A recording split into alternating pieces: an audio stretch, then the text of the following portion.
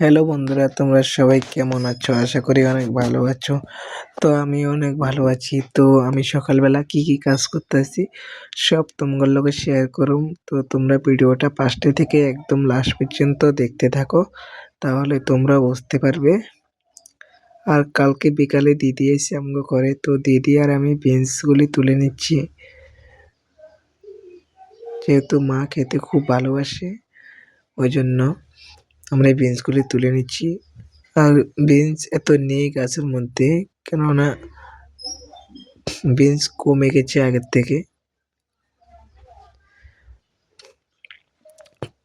আর চারিদিকে পরিবেশটা দেখো কত সুন্দর দেখা যাচ্ছে। আর দিদি বিকালে চলে যাবো আজকে, তো মনটা খুব খারাপ লাগতেছে।